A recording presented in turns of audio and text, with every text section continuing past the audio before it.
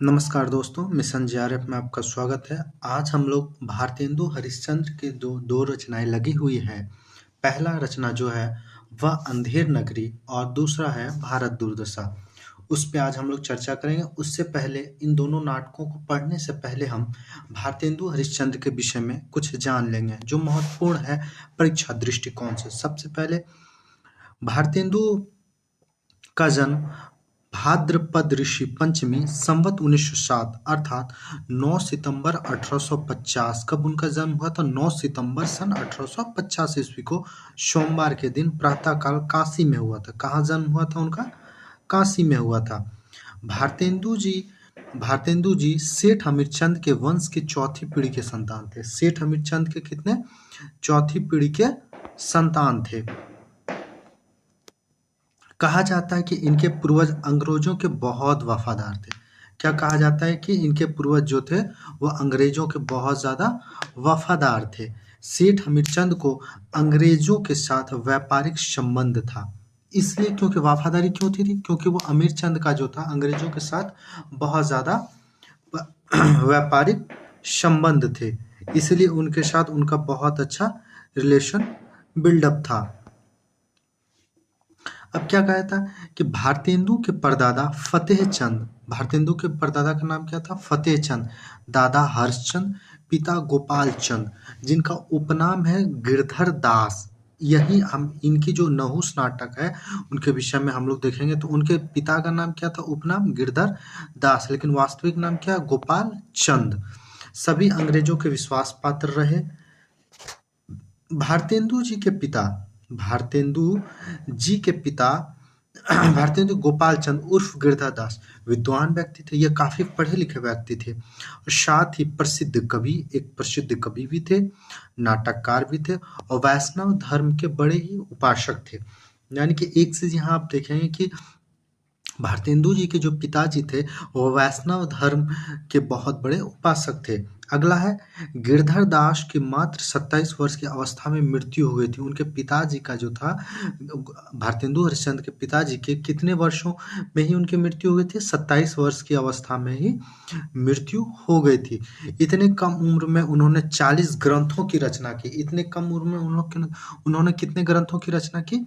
40 ग्रंथों की रचना की। भारतेंदु जी ने अपने पिता द्वारा रचित कौन सा? नहुस, एक यह नाटक है। नहुस क्या है? यह नाटक है। नहुस को प्रथम नाटक माना और उन्हें प्रथम नाटककार, उन्हें किन्हें? गिरधर दास, यानी कि जो उनके पिताजी थे उनको क्या? प्रथम नाटककार माना। उनकी रचना जो है नहुस, उनको प्रथम नाटक माना है। कहा जाता है कि इनके पिताजी की जो मृत्यु होने की वजह से कुछ ही समय तक यह बनारस के क्वींस कॉलेज में पढ़े और कहा जाता है कि इनकी जो तर्कशील बुद्धि थी, विवेक पुरुष थे, बहुत ज़्यादा इन्हें याद करने की, समझने की क्षमता थी, जिसके वजह से यह क्या करते थे? हमेशा कॉलेज से भाग आया करते थे और परीक्षा में इसलिए पास हो जाते थे क्योंकि ये पढ़ने में बहुत विद्वता था। इन्हीं विद्वता से प्रभावित होकर शिव प्रसाद सितारे हिंद ने अपना शिष्य स्वीकार किया था। भारतेंदु जी की माता की मृत्यु होने के बाद पिता ने दूसरी शादी कर ली। क्या हुआ था? भारतेंदु जी की जो माता थी, अपनी माता थी, वो करीब भारतेंदु जी के कुछ जन्म के कुछ वर्ष के बाद ही, कहा जाता है कि 4-5 वर्ष के बाद मृत्यु हो गई थी, जिसके वजह से गोपाल चंद अर्थात गिरधर दास ने दूसरी विवाह कर ली थी। विमाता मतलब क्या होता है? सौतेली माता, अपनी माता ना होकर के पिता की दूसरी जो पत्नी होती है उसको विमाता कहते हैं। विमाता से 2 संतान हुए, किंतु दोनों मर गए। किंतु क्या हुए? दोनों के दोनों एक्सपायर हो गए, मर गए। भारतेंदु जी का विवाह 1863 ईस्वी में हुआ था। भारतेंदु जी का विवाह कब हुआ था? 1863 ईस्वी के अगहन महीने में हुआ था। अगहन, आप जब चैत, वैशाख, आषाढ़, भादव, आश्विन, कार्तिक, अगहन जाएंगे तो उसी अगहन महीने में इनका विवाह हुआ था। शिवालय के रईस, कहाँ के? शिवालय के रईस लाला गुलाब राय की पुत्री, किनकी पुत्री थी? लाला गुलाब राय की पुत्री, लाला गुलाब राय की पुत्री से इनका विवाह हुआ था। पुत्री का नाम क्या था? मन्नो देवी। यह भी एक महत्वपूर्ण पॉइंट है। उनकी पत्नी का नाम क्या था? मन्नो देवी से उनका विवाह हुआ।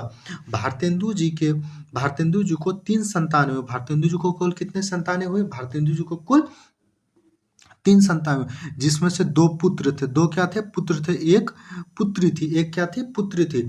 दुर्भाग्यवश दोनों पुत्रों की बचपन में ही मृत्यु हो गई। दुर्भाग्यवश क्या हुआ? दोनों पुत्र जो उसके थे वो बचपन में ही मृत्यु हो गई। पुत्री विद्यावती उनकी पुत्री का नाम क्या था? विद्यावती ही उनकी इकलौती संतान के रूप में रही। भारतेंदु जी के कितने पुत्र संतान थे? 3, जिसमें से 2 पुत्रों का बचपन में ही दुर्भाग्यवश मृत्यु हो गई थी। उसकी एकमात्र पुत्री बची, जिसका नाम क्या था? विद्यावती। भारतेंदु जी करीब 35 वर्ष जीवित रहे। कुल कितने वर्ष तो यह भी एक महत्वपूर्ण है। भारतेंदु कुल 35 वर्ष तक जीवित रहे। सन 1885 को 6 जनवरी, ये देखिए, ये डेट आप लोग याद रखिएगा, बहुत महत्वपूर्ण है। सन 1885 की 6 जनवरी रात्रि 9:45 बजे, लगभग 9:45 PM 9:45 पे इनकी मृत्यु अर्थात देहांत हो गया। कहा जाता है कि अपने घर की संपत्ति को बांटते स्वयं काशी नरेश, क्योंकि इनका घर कहाँ था? काशी में ही था, तो काशी नरेश इन्हें समझाने के लिए गए हुए थे, किंतु उत्तर में इन्होंने क्या किया? हुजूर, इस धन ने मेरे पूर्वजों को खाया है, अब मैं इसे खाऊंगा। क्या कहा जाता है कि भारतेंदु जी अपने धन को दान में बांट रहे थे। उसी समय काशी के नरेश जो थे वह इन्हें समझाने आए थे कि भाई क्यों ऐसा कर रहे हो, लेकिन उस बात को सुनते हुए क्या इन्होंने कहा था भारतेंदु हरिश्चंद्र ने? हुजूर, इस धन ने मेरे पूर्वजों को खाया है, अब मैं इसे खाऊंगा। अगला बिंदु क्या? सन 1870 में कविता वर्धनी सभा की स्थापना। कविता वर्धनी सभा की स्थापना कब हुई? सन 1870 ईस्वी में। यह भी एक महत्वपूर्ण बिंदु है। कविता वर्धनी सभा के द्वारा काशीनाथ खत्री का बाल विधवा संताप। काशीनाथ बाल विधवा संताप के लेखक कौन है? काशीनाथ खत्री। तो वही कहा जा रहा है, कविता वर्धनी सभा के द्वारा काशीनाथ खत्री का बाल विधवा संताप और अंबिका दत्त व्यास का गो संकट नाटक का मंचन हुआ। क्या हुआ इसमें? मंचन हुआ। सन 1873 ईस्वी में सिटी रीडिंग सभा को पेनी रीडिंग क्लब, यानी कि इसका नाम बदला गया, नाम देकर नाट्य मंचन के लिए व्यवस्थित किया गया।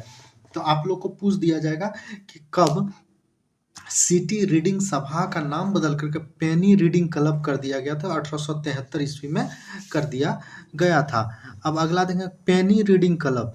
पेनी रीडिंग क्लब में भारतेंदु जी के पढ़े गए लेखों को, पेनी रीडिंग क्लब में भारतेंदु जी के पढ़े गए लेखों को हरिश्चंद्र मैगजीन, पहला मैगजीन का क्या नाम है? हरिश्चंद्र मैगजीन, दूसरा नाम क्या है? हरिश्चंद्र चंद्रिका में भी प्रकाशित किया गया था। भारतेंदु ने धर्म और ईश्वर संबंधी विचारों के प्रचार हेतु, कहा जाता है कि इनके जो पिता थे वैष्णव धर्म से दीक्षित हुए थे, और कहीं ना कहीं वैष्णव का प्रभाव इनमें भी रहा। इनके विषय में कहा जाता है कि ये वल्लभ संप्रदाय में दीक्षित हुए। उसी की वजह से इनका भारतेंदु जी ने धर्म और ईश्वर संबंधी विचारों के प्रचार हेतु सन 1873 में तदीय समाज की स्थापना की। तदीय समाज की स्थापना कब की? सन 1873 ईस्वी में।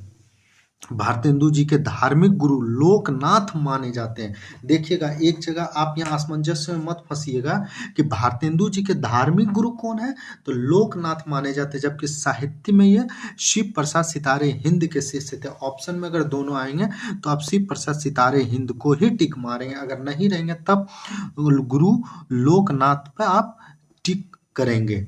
सन 1884 ईस्वी में भारतेंदु जी के ही प्रेरणा से नेशनल थिएटर की स्थापना हुई। नेशनल थिएटर की स्थापना कब हुई? सन 1884 ईस्वी में। और इसकी स्थापना किनकी प्रेरणा से हुई? तो भारतेंदु जी के प्रेरणा से। भारतेंदु जी को क्या कहा जाता? भारतेंदु जी को आधुनिक हिंदी का प्रवर्तक माना जाता। देखेंगे हम लोग क्या अगला बिंदु है कि भारतेंदु जी को आधुनिक हिंदी का प्रवर्तक माना जाता है। भाषा की परिष्कृत रूप भारतेंदु के गद्य की विविध विधाओं में निखरती हुई दिखाई पड़ती है। गद्य के अतिरिक्त पद की ब्रज भाषा को भी इन्होंने सुसंस्कृत और परिष्कृत किया। अब देखिए, इसको आधुनिक हिंदी का प्रवर्तक क्यों कहा जाता है? क्योंकि जब आप रीति काल की प्रवृत्तियां जब खत्म होती है, जब आधुनिक काल में प्रवेश करते हैं, तो सबसे पहला जो कवि का नाम आता है वो भारतेंदु का नाम आता है। क्योंकि भारतेंदु उस समय सबसे ज्यादा प्रवृत्तियों का जो नामकरण शुक्ल जी ने जिस आधार पे किया है, उस आधार पे देखेंगे कि इनका सबसे ज्यादा व्याख्या आपको मिलेगा।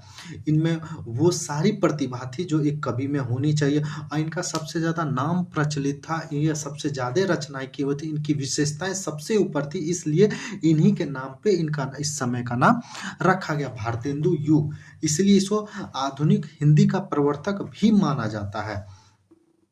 आचार्य शुक्ल जी कहते हैं, पुराने पड़े हुए शब्दों को हटाकर काव्य भाषा में वे बहुत चलतापन और सफाई लाए। देखिए, एक बहुत बड़ी इनकी विशेषता आचार्य रामचंद्र शुक्ल बता रहे हैं, यह कोटेशन याद रखिएगा, पूछा भी जा सकता है। पुराने पड़े हुए शब्दों को हटाकर काव्य भाषा में भी वे चलतापन और सफाई लाए। भारतेंदु जी ने सन 1873 ईस्वी में हरिश्चंद्र मैगजीन पत्रिका निकाली थी, जिसमें परिमार्जित हिंदी का प्रथम दर्शन होता है। इस बारे में स्वयं भारतेंदु जी ने कहा है, क्या कहा, सन 1873 ईस्वी में हिंदी नई चाल में ढली। एक देखिए, एक बहुत बड़ी बिंदु आपको यहाँ मिल गया कि सन 1873 ईस्वी में हिंदी नई चाल में ढली। यह विगत वर्षों में पूछे गए प्रश्न भी हैं, जो आपको काफी महत्वपूर्ण परीक्षा दृष्टिकोण से हो जाता है। अगला है आधुनिक काल का प्रथम चरण।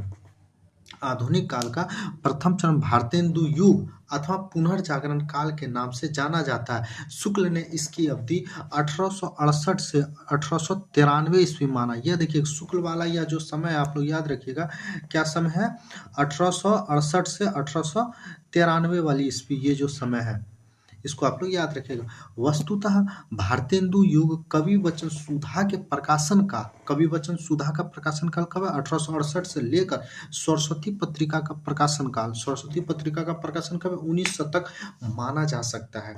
आचार्य रामचंद्र शुक्ल कहते हैं, भारतेंदु एक और पद्माकर द्विजदेव की परंपरा में दिखाई पड़ते हैं, तो दूसरी ओर स्त्री शिक्षा, समाज सुधार आदि पर भी व्याख्यान देते पाए जाते हैं। यह एक बहुत महत्वपूर्ण बिंदु है, यह आपको 3-4 विकल्प में दे करके पूछा जा सकता है।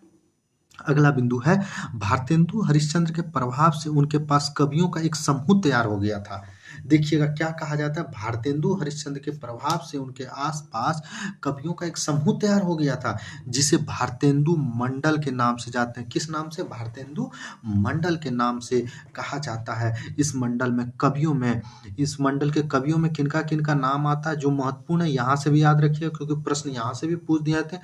भारतेंदु मंडल के कौन कवि हैं, कौन नहीं है, ध्यान में रखिएगा। पहला कवि जो नाम आता है वो प्रेमघन नाम आता है। प्रेमघन बालकृष्ण भट्ट, लाला श्रीनिवास दास, ठाकुर जगमोहन सिंह, अंबिका दत्त व्यास, प्रताप नारायण मिश्र, राधा कृष्ण गोस्वामी, राधा कृष्ण दास, रामकृष्ण वर्मा, लाला सीताराम, दामोदर शास्त्री संप्रे आदि, ये सब जो है भारतेंदु मंडल के प्रमुख कवि हैं। इन सबको आप एक दृष्टिकोण में ध्यान में रखेंगे। हिंदी में आलोचना की शुरुआत भारतेंदु के नाटक नामक निबंध से माना जाता है। तो आधुनिक काल में हिंदी में आलोचना किस निबंध से माना जाता है, नाटक, ये नाटक नहीं, नाटक नामक निबंध है। नाटक नामक क्या है, निबंध है। नाटक नामक निबंध से माना जाता है। भारतेंदु जी ने हिंदी साहित्य के सर्वप्रथम अभिनीत नाटक, भारतेंदु जी ने हिंदी साहित्य के सर्वप्रथम, यानी हिंदी में साहित्य में सर्वप्रथम अभिनीत मतलब क्या, अभिनय करना, जो नाटक को मंचन पर दिखाया गया हो, तो वही कर भारतेंदु जी ने हिंदी साहित्य के सर्वप्रथम अभिनीत नाटक जानकी मंगल, किनके द्वारा यह लिखा गया, शीतला प्रसाद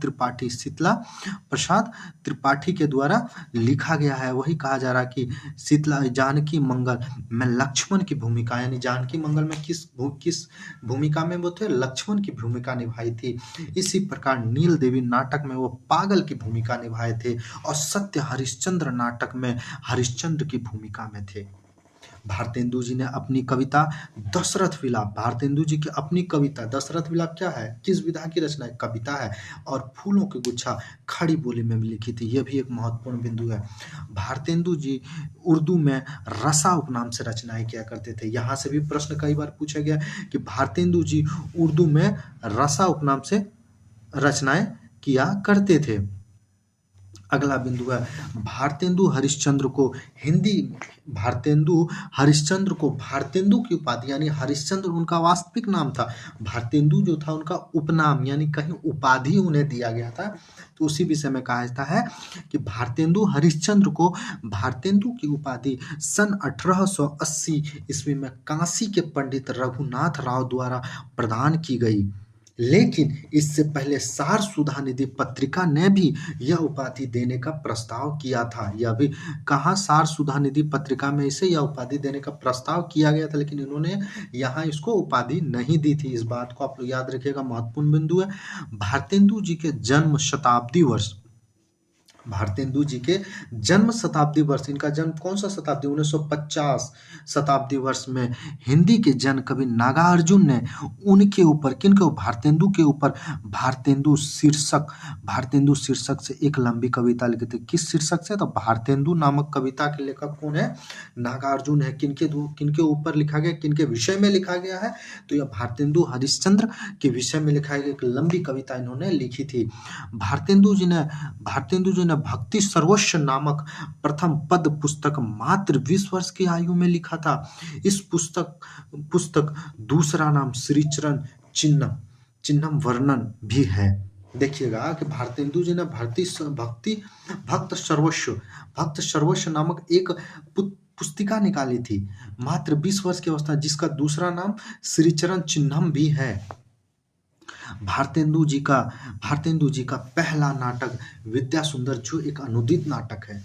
देखिएगा यह विद्या सुंदर क्या है, इनका एक यह बिंदु याद रखिएगा, अनुदित नाटक है। यह भारतेंदु जी का अनुदित, लेकिन यह सबसे पहला नाटक है जो अनुदित है।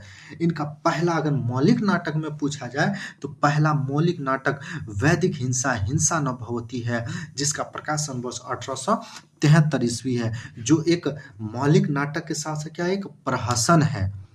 भारतेंदु जी का अपूर्ण नाटक सती प्रताप, जिसे बाद में राधा कृष्णदास ने पूरा किया। कहा जाता है कि भारतेंदु हरिश्चंद्र का फुफेरा भाई कौन था? राधा कृष्णदास, जिन्होंने सती प्रताप नामक नाटक को पूरा किया। भारतेंदु जी ने प्रबोधिनी पत्रिका में विदेशी वस्तुओं का बहिष्कार का प्रत्यक्ष वर्णन किया है। यहाँ देखिएगा भारतेंदु जी में स्वदेशी भाव बहुत ज्यादा था, जिसके कारण यह क्या करते थे, विदेशी वस्तुओं का बहिष्कार करते थे। क्यों करते थे? ताकि वो चाहते थे कि अगर हम विदेशी वस्तुओं का बहिष्कार करेंगे तो यहाँ का जो स्वरोजगार होगा, देसी जुगाड़ जो होगा, जितना सब कुछ उभर करके सामने, अगर यहाँ के लोगों को विशेष रूप से फायदा होगा, यहाँ के लोगों को रोजगार मिलेगा, इसलिए वो विदेशी वस्तुओं का बहिष्कार देते। और किस पत्रिका के माध्यम से किए थे? प्रबोधिनी पत्रिका के माध्यम से। डॉक्टर राजेंद्र लाल ने भारतेंदु हरिश्चंद्र को राइटिंग मशीन कहा है। देखिएगा ये भी एक महत्वपूर्ण बिंदु है। भारतेंदु जी को राइटिंग मशीन किसने कहा? तो राजेंद्र लाल ने कहा है। हिंदी का प्रसिद्ध कथाकार रंगे राघव ने भारतेंदु जी के जीवनी पर आधारित, देखिएगा हिंदी के प्रसिद्ध कथाकार रांगे राघव, क्या नाम आया? रांगे राघव ने भारतेंदु जी के जीवनी पर आधारित भारती का शपूत नामक उपन्यास लिखा है। तो पूछ देगा भारती का शपूत नामक उपन्यास के लेखक कौन है? तो रंगे राघव। किनके ऊपर लिखा गया है? तो यह भारतेंदु हरिश्चंद्र के ऊपर लिखा गया है। डॉक्टर रामविलास शर्मा ने भारतेंदु जी को आधुनिक साहित्य का पितामह कहा है। आधुनिक हिंदी साहित्य का पितामह किसे कहा गया? तो भारतेंदु हरिश्चंद्र को कहा गया है। किन्होंने कहा? तो रामविलास शर्मा ने कहा। बाबू राधा कृष्णदास ने भारतेंदु हरिश्चंद्र की कुल रचनाओं की संख्या 238 मानी है। यह देखिएगा, यह भी एक महत्वपूर्ण बिंदु पूछ देगा, किसने भारतेंदु हरिश्चंद्र की कुल रचनाओं की संख्या 238 मानी है?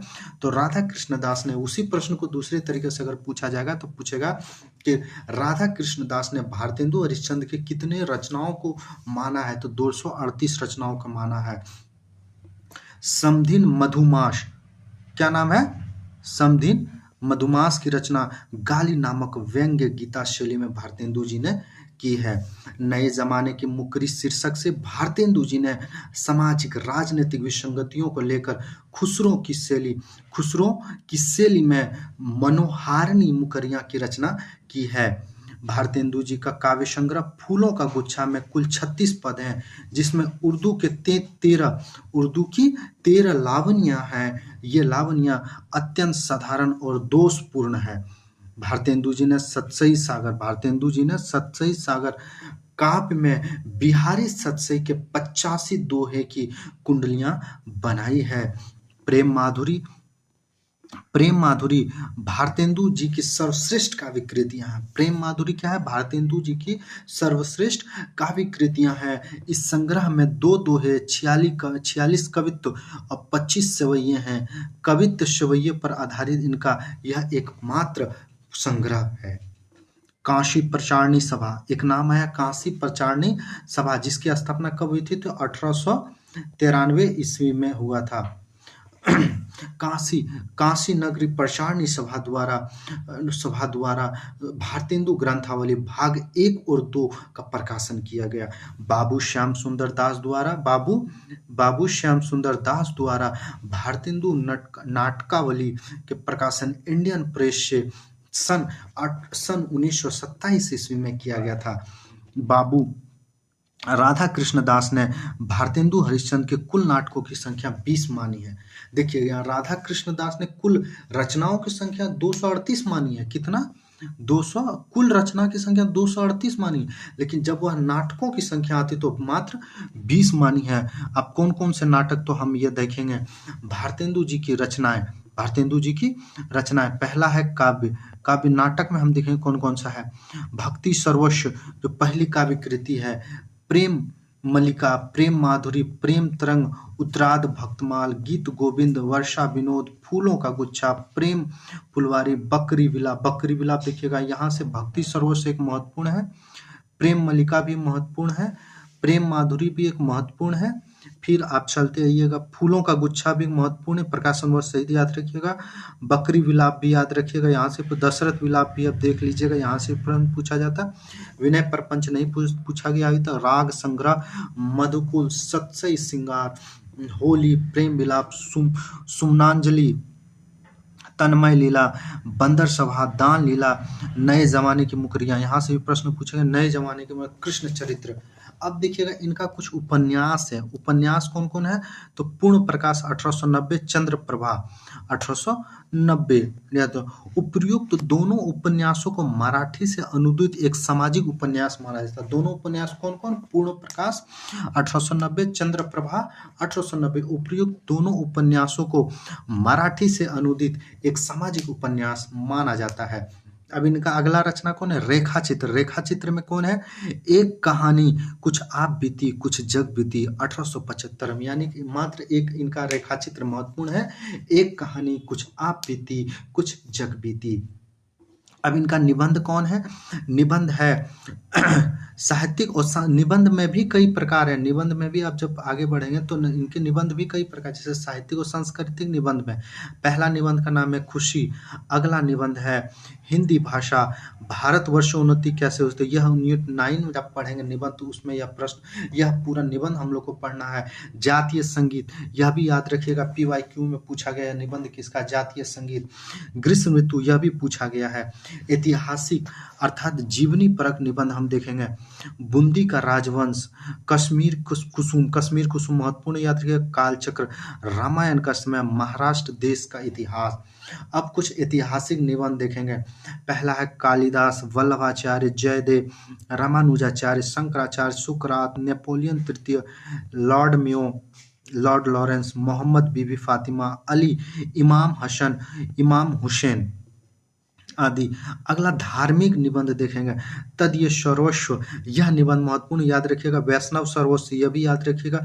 वल्लभीय सर्वस्व, मार्ग शीर्ष महिमा, हिंदी कुरान शरीफ, वैष्णवता और भारतवर्ष। अगला है हास्य काव्य निबंध। स्त्री सेवा पद्धति, मुशायरा, पांचवें पैगंबर, ईश्वर बड़ा विलक्षण है। ईश्वर बड़ा विलक्षण, यह भी PYQ में पूछा गया। लेबी प्राण लेबी, यह भी पूछा गया है, महत्वपूर्ण है। और अगला कौन है? कानूनी ताजीरात सोहर, कानूनी ताजीरात सोहर। अब हम लोग पढ़ेंगे रिपोर्ताज निबंध। रिपोर्ताज निबंध कौन है? दिल्ली दरबार दर्पण। ये काफी महत्वपूर्ण है, ये हम लोग को यूनिट 9 में पढ़ना भी है। दिल्ली दरबार, किलात खां को कितना पैसा दिया गया था, यही वाला जो प्रश्न किया गया था वो दिल्ली दरबार दर्पण के निबंध से पूछा गया था। अब कुछ यात्रा निबंध है जो काफी महत्वपूर्ण है। सरयू की यात्रा, वैद्यनाथ की यात्रा, हरिद्वार तथा जनकपुर की यात्रा, लखनऊ, जबलपुर। अब कला संबंधी निबंध कौन है? संगीत सार, नाटक। कला संबंधी देखिए यही नाटक पहली यह रचना है जिसपे क्या हुआ था? आलोचना का शुरुआत होता है। आलोचना का शुरुआत किस रचना से माना जाता है? तो वह नाटक निबंध से माना जाता है। प्रहसन संबंधी निबंध क्या है? स्वर्ग में विचार सभा का अधिवेशन, ये काफी महत्वपूर्ण है। सबे जाति, गोपाल का बसंत पूजा, जाति विवेकनी पुस्तक, पुरातत्व विषयक निबंध, कन्नौज के राजा का दानपत्र, अशोक की चार दीवारी, क्वींस कॉलेज जहाँ से वो पढ़े थे, बनारस में पढ़ता है, क्वींस कॉलेज के फाटकों के लेख, इंडियन म्यूजियम, काशी मणिकर्णिका, बोध गया का लेख, सारनाथ आदि। उन्होंने कुछ पुस्तकों का संपादन किया है। पत्रिका है जिसमें से कवि वचन सुधा, जिसका प्रकाशन 1868 से शुरू हुआ था, मासिक था, बाद में यह साप्ताहिक हो गया। दूसरा हरिश्चंद्र चंद्रिका, 1873 में यह शुरू हुआ था, यह मासिक था। पूर्व के 8 अंकों का प्रकाशन हरिश्चंद्र मैगजीन नाम से हुआ था। हरिश्चंद्र मैगजीन का ही नाम बदल करके हरिश्चंद्र चंद्रिका कर दिया था, क्योंकि यह किसी कारणवश इनको बदलना पड़ा था। बाला बोधनी, जिसका प्रकाशन 1874 है, महत्वपूर्ण है। स्त्री शिक्षा संबंधी मासिक पत्रिका, यह भी प्रश्न पूछा गया है, स्त्री शिक्षा संबंधी मासिक पत्रिका कौन सी है? तो वो बाला बोधनी है। अब इनके नाटक में देखेंगे, भारतेंदु जी ने 3 प्रकार के नाटक लिखे हैं। पहला नाटक मौलिक है, उनका दूसरा अनुदित है और तीसरा अपूर्ण नाटक है। 3 वर्गों में इनको नाटकों को बांटा जा सकता है। तो पहला जो मौलिक नाटक है वह हम देखेंगे, प्रवास 1868, वैदिक हिंसा न भवती 1873, सत्य हरिश्चंद्र 1875, प्रेम जोगनी। ये मौलिक नाटक काफी महत्वपूर्ण है। यहाँ से क्रम से भी सजाने से पूछ दिया जाता, कभी कभी मिलान से भी पूछ दिया जाता। प्रेम जोगनी 1875, विस्मोधम 1876, श्री चंद्रावली 1876, भारत जननी 1877, भारत दुर्दशा या तो अभी हम लोग पढ़ेंगे भी 1880, नील देवी 1881, अंधेर नगरी 1881, सती प्रताप 1883, नव मल्लिका अप्रकाशित इसकी एक मौलिक नाटक है। अब हम लोग कुछ अनुदित नाटक पढ़ेंगे। विद्या सुंदर यतीन्द्र मोहन के बंगला नाटक का यह अनुवाद है। यह क्या? विद्या सुंदर जो 1868 में प्रकाशित हुआ, क्या है? यतीन्द्र मोहन के बंगला नाटक का अनुवाद है। अगला है पाखंड विडंबना, जो 1872 ईस्वी की रचना है। कृष्ण मिश्र के प्रबोध चंद्रोदय के 3य अंक का अनुवाद है। यह देख लिया, पाखंड विडंबना वो श्री कृष्ण मिश्र के प्रबोध चंद्रोदय के 3य अंक का अनुवाद है। धनंजय विजय 1876, यह कांचन कवि का नाटक अनुवाद है। कर्पूर मंजरी 1875, राजशेखर कवि के प्राकृत भाषा की रचना का अनुवाद है।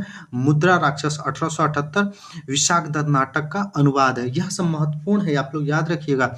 दुर्लभ बंधु 1880, इससे वंशपुर के महाजन नाम से भी जाना जाता है। यानी दुर्लभ बंधु को किस अन्य नाम से जाना था? वंशपुर के महाजन के भी नाम से जाना जाता है। यह शेक्सपियर अंग्रेजी नाटक मर्चेंट ऑफ वेनिस का अनुवाद है। कौन सा, किस नाटक का यह अनुवाद है? Merchant of Venice. किसका यह नाटक? अंग्रेजी में जो यह नाटक लिखा गया वो शेक्सपियर का है। मृच्छकटिका की यह अप्रकाशित नाटक जो संस्कृत नाटक का अनुदित है। अगला हम लोग अपूर्ण नाटक देखेंगे। प्रवास नाटक, रत्नावली, नवमल्लिका, मृच्छकटिकम। रत्नावली को ही आगे चल के राधा कृष्ण दास ने पूरा किया था। अब हम लोग सीधा आ जाते हैं अंधेर नगरी नाटक। अंधेर नगरी नाटक के कुछ महत्वपूर्ण बिंदुओं को हम लोग देखेंगे। अभी तक हम लोगों ने भारतेंदु हरिश्चंद्र के विषय में पढ़ा, जो काफी हम लोग के लिए लाभदायक था, जो जानना भी बहुत ज्यादा महत्वपूर्ण हो जाता परीक्षा दृष्टिकोण से। अब हम लोग जो पढ़ेंगे प्रॉपर भारतेंदु हरिश्चंद्र के जो नाटक है अंधेर नगरी, उसके विषय में पढ़ेंगे। यहाँ से भी काफी प्रश्न पूछे गए हैं। पहला, भारतेंदु हरिश्चंद्र द्वारा रचित नाटक। अंधेर नगरी का प्रकाशन कब हुआ? 1881 ईस्वी में हुआ था। अंधेर नगरी एक व्यंग्य प्रधान प्रहसन है जिसमें कुल कितने 6 अंक हैं। अंधेर नगरी नाटक के पात्र महंत जी। अंधेर नगरी के नाटक के पात्र कौन कौन से हैं? पहला कौन है? महंत जी हैं, गोवर्धन दास है, नारायण दास। ये गोवर्धन दास और नारायण दास किसके शिष्य हैं? महंत के शिष्य थे। चौपट राजा है, कुंजड़ीन है, हलवाई है, घासी राम है, फरियादी है, कल्लू फिर बनिया है, कल्लू बनिया है, चूने वाला, भिस्ती, कसाई, गडरिये, कोतवाल। इतने सारे जो है पात्र है, महत्वपूर्ण पात्र। अगर कुछ छूट गया हो तो हम लोग नाटक के दौरान उसको देख लेंगे। अंधेर नगरी नाटक की रचना बिहार के किसी नशेबाज निकम्मे राजवाड़े को आधार बनाकर की गई है। यह भी एक महत्वपूर्ण बिंदु है। अंधेर नगरी नाटक की रचना बिहार के किसी नशेबाज निकम्मा राजवाड़े को आधार बनाकर लिखा गया। भारतेंदु जी के इस नाटक की रचना केवल एक रात में पूरी कर ली थी। भारतेंदु जी ने यह नाटक कितने दिनों में पूरा किया? केवल एक रात में पूरा कर लिए थे। अंधेर नगरी नाटक का राजा मूर्ख, विवेकहीन तथा अस्थिर प्रवृत्ति वाला है। वह नीति अनीति के भेद को नहीं समझता है।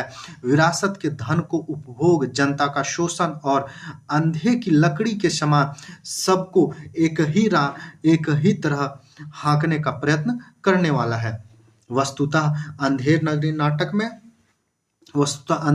नाटक में भारतेंदु जी ने हास्य व्यंग के द्वारा विवेक शून्य राजा के माध्यम से तात्कालीन परिस्थितियों को ही व्यंजित नहीं किया, बल्कि उससे प्रभावित शासक, प्रजा, सामान्य आदमी सभी की मूल्यहीन चेतना को यथार्थ रूप में प्रकट कर दिया है।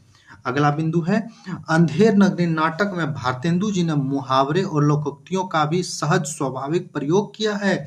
जैसे खाए सो होठ चाटे, नौ खाए सो जीभ काटे, किया दांत सभी का खट्टा, जिनके पेट पचे नहीं बात, अंग्रेजों का भी दांत खट्टा, भौं चढ़ाकर सिपाहियों से आदि।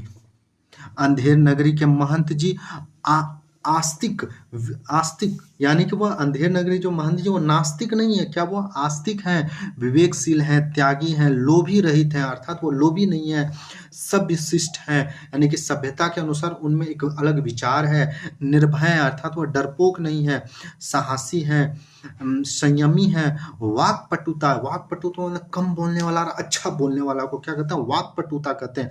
अपने शिष्यों को संकट से बचाने वाले गुरु का प्रतीक है। यह नाटक में प्रथम और अंतिम 6ठे अंक में उपस्थित हुए। गुरु कहाँ का? महंत जो थे कहाँ किस अंक में आए हैं? पहला और अंतिम 6ठे अंक में आते हैं।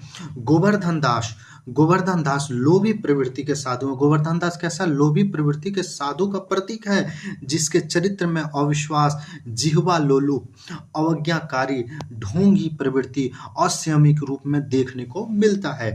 अंधेर नगरी नाटक का चौपट राजा इस नाटक का मुख्य पात्र। इस नाटक का मुख्य पात्र कौन है? अंधेर नगरी चौपट राजा का मुख्य पात्र चौपट राजा है। वह तत्कालीन अंग्रेजी शासन के भ्रष्ट व्यवहार, अन्याय, शासन व्यवस्था का ही प्रतीक नहीं, बल्कि आज की भ्रष्ट नीति और सन की शासक का भी प्रतिनिधित्व करता है। इस नाटक के चौपट राजा एक विवेकहीन, नशेबाज, अव्यावहारिक, निर्णयहीन, शिष्य, डरपोक, अंधविश्वास, सन की राजा के रूप में चित्रित हुआ है। अंधेर नगरी नाटक में भारतेंदु जी ने तात्कालीन नारी की दुर्दशा के बहाने आज के नारी की भी त्रासदी का वर्णन किया है। आवारा लोग आज की युवतियों पर बुरी दृष्टि डाल रहे हैं, उन्हें पैसे के लोभ दिखा अपने जाल में फंसा रहे हैं। समाज में नारी की असहजता का बोध करने वाली इस पंक्ति को देखा जा सकता है। मछली एक टके के बिकाए, लाख टके वाला जोबन, गाहक सब ललचाए, नैन मछरिया रूप जाल में देखत ही फंस जाए। यह जो था हम लोग भारतेंदु के विषय में पढ़ रहे थे। भारतेंदु जी के जब आप निबंध पढ़ेंगे तो उसमें देखेंगे एक पंक्ति उनकी कहता कि नारी को वह शिक्षा देने के विषय में कहते हैं, यानी कि कहीं ना कहीं वो नारी के विकास की बात करते हैं और नारियों को समाज से ऊपर यानी कि उनको शिक्षा का अधिकार, उन्हें अपने अधिकारों का एहसास कराते हैं, लेकिन वह समाज की परिस्थितियों के कारण वो खुल करके अपने विचार को उतने सहजता से नहीं रख सकते हैं। यह आपको देखने को उसमें मिलेगा। अब हम लोग अगले क्लास में जो है वह देखेंगे कि भारतेंदु नाटक के कुछ महत्वपूर्ण बिंदु रह गए, उसके बाद हम लोग नाटक कैसे कैसे हुआ है यह हम लोग अगले क्लास में देखेंगे। आज का वर्ग यहीं समाप्त होता है। हमें उम्मीद है कि अगले क्लास में आप पुनः जुड़ेंगे। आप सबको धन्यवाद।